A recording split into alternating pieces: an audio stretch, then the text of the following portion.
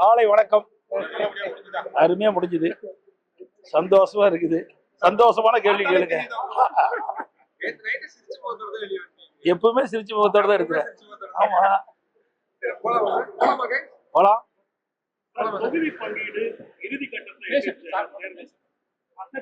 ஒன்னும் இல்லை, அவ்வளவுதான். நேற்று இரவு மாண்புமிகு உள்துறை அமைச்சர் அவர்களை அவர் இல்லத்தில் இரவு 10 மணிக்கு சந்தித்து பேசினேன். தமிழ்நாடு அரசியல் குறித்து அவரிடம் கலந்து ஆலோசித்தேன்.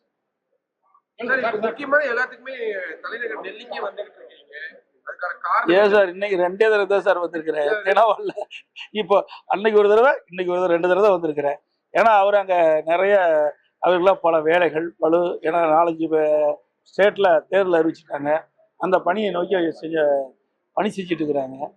அதனால நான் வந்து பார்த்துட்டு போறேன். ஏன்னா மறுபடியும் நாங்கள் வந்து தேர்தல் முடிவு வரைக்கும் பார்க்க முடியாது. அதனால தொகுதி பங்கீடு சம்பந்தமான விஷயங்களை எல்லாம் வரும். ஒரு 4 நாட்கள் எல்லாம் இறுதி செஞ்சு நாளை தினம் பீஸ் கோயிலோடு சென்னை வர. வெற்றி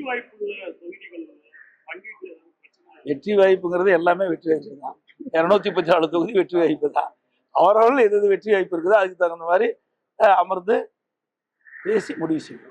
கூட்டணியில வேற இன்னும் அதிகமான கட்சிகள் வருவதற்கு வாய்ப்பு இருக்கா? ஏற்கனவே அதாவது கட்சி வந்து கூட்டணியில வரும் அப்படின்னு அப்படி எல்லாம் கிடையாது. நான் தெளிவா சொல்லுவேன். நீங்க தான் பேசிட்டு இருக்கிறீங்களா கூட ஒவ்வொரு முறையும். அவர்களும் கூட்டணி பேச்சுவார்த்தை இல்லைன்ட்டாங்க, நாங்களும் கூட்டணி பேச்சுவார்த்தை இல்லைன்ட்டோம். பொதுச் செயலாளர் அதிமுக பொதுச் செயலாளர் சொல்லிட்டாங்க, தவாக தலைவரும் சொல்லிட்டாரு. ஆனால் நீங்க விட மாட்டேங்கிறீங்களா? இல்லைங்க, பேச்சுவார்த்தையே நடக்கலையா, அப்புறம் எப்படி வரல போறீங்க? அந்த பேச்சுக்கே இடம் இல்லை. இல்ல முழுமையா நான் தான் சொல்லிட்டு இருந்தேன். இந்த கூட்டணிக்கு தலைமை அதிமுக. எங்களை பொறுத்த வரைக்கும் எங்க கூட்டணி கட்சி சேர்ந்த தலைவர்கள் யாரும் அவளை சந்தித்து பேசவில்லை, அவர்களும் எங்களை சந்தித்து பேசவில்லை. இப்ப சட்டம் ஒழுங்கு சம்பந்தமான விஷயம் நிறைய போயிட்டு கூட்டணி தொடர்ச்சியா நிறைய பேர் வர போறாங்க. என்டிஏ கூட்டணியில இருந்து நிறைய தலைவர்கள், மாநில முதல்வர்கள் தமிழ்நாட்டுக்கு வர போறாங்கன்ற மாதிரி நீங்க பிரச்சாரத்தை எந்த அளவுக்கு ஆரம்பிக்கல சார்? முதல் தொகுதி பங்கீடு எல்லாம் முடிஞ்ச பிறகு அப்புறம் எந்தெந்த தொகுதி யாரா இருக்குன்னு பிரிச்ச பிறகு அப்புறம் தான் இதெல்லாம் ஃபைனல்ஸ். எல்லாமே எல்லா கட்சியுமே அந்தந்த பகுதி போய் எல்லாம் சேர்ந்துட்டாங்கல்ல. யார் புதிய கட்சி வருவதற்கு இந்த எல்லா கட்சியும் திமுகவோட கூட்டணி சேர கட்சியெல்லாம் சேர்ந்துருது, அண்ணா திமுக சேர்ந்தாலும் சேர்ந்துருது. இனிமேல் தேர்தல் நோக்கி பயணம் செய்யும்.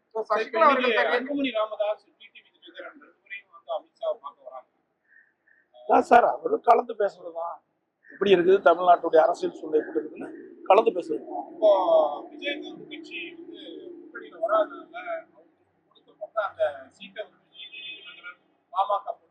சார் அதாவது எதுவுமே இல்லை சார். உங்களுடைய கற்பனையான கேள்விகளை நாங்க பதில் சொல்ல முடியாது.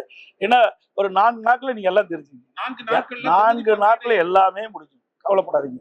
அந்த கூட்டணி திமுக தலைமையில் அமைக்கிற கூட்டம் மாதிரி கூட்டணி எங்க கூட்டணி கிடையாது. சைலண்டா அழகா அற்புதமா நாங்க கூட்டணி பேச்சுவார்த்தை முடிவு பெற்று தொகுதி வெளியிடப்படும்.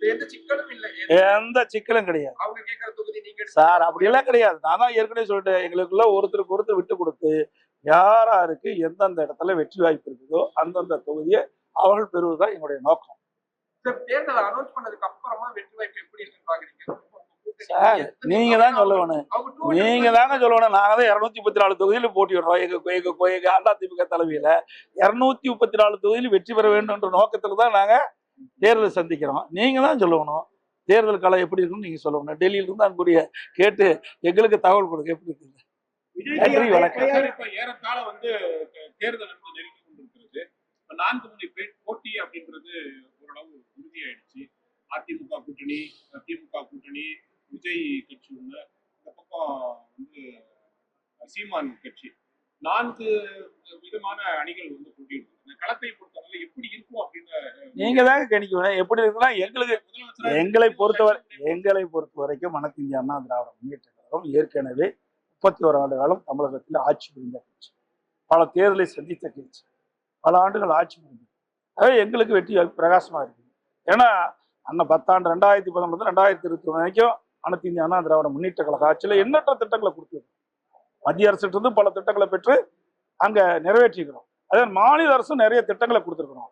ஆனா திராவிட முன்னேற்ற கழகம் இந்த 5 ஆண்டு காலத்துல எந்த ஒரு புதிய பெரிய திட்டமும் வரல, சட்ட ஒழுங்கு அடியோடு சீர்குலைஞ்சிருக்கு.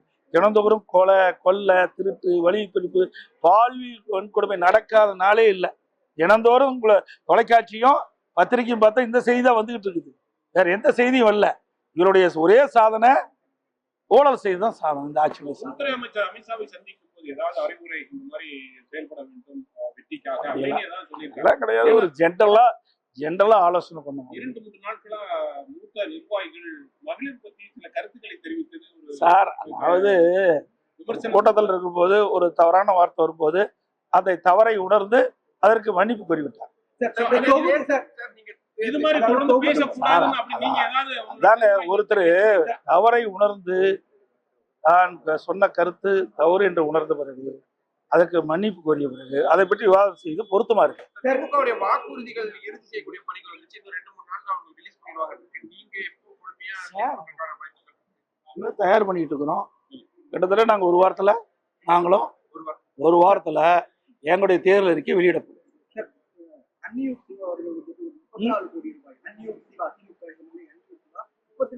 இந்தியூர் சிவா 34 கோடி ரூபாய் ஒரு முதல்வர் மேம்பாட்டு நிதியோடு முறைகேடு செஞ்சிருக்காருன்னு ஒரு குற்றச்சாட்டு உங்களுக்கு வரும் தெரியல. பிரதமர் உள்துறை அமைச்சர் எல்லாரும் எப்போ பிரச்சாரத்துக்காக சார் ஏற்கனவே பிரச்சாரத்தை தொடங்கப்பட்டு விட்டது. அதிமுக ஸ்பீடா போயிட்டு இருக்குது. எக்ஸ்பிரஸ் வேகத்துல போயிட்டு இருக்குது. தேர்தல் பிரச்சாரம் ஏற்கனவே பாரத பிரதமர் 3 முறை தமிழ்நாட்டுக்கு மதுராந்தகம் 1, மதுரை 1, திருச்சி 1 ஆக 3 இடங்களில பிரம்மாண்டமான தேர்தல் பிரச்சார கூட்டம் நடைபெற்று மேலும் தேர்தல் அறிவிக்கப்பட்டிருக்குது. பல மாநிலத்தில் தேர்தல் அறிவிச்சிருக்கிறாங்க. அதற்கு ஏற்றவாறு தமிழ்நாட்டுக்கு நிச்சயமாக வருவார். வருகின்ற பொழுது பத்திரிகையாளர் ஊடகங்களுக்கு தெரிவிக்கப்படும். நன்றி, வணக்கம்.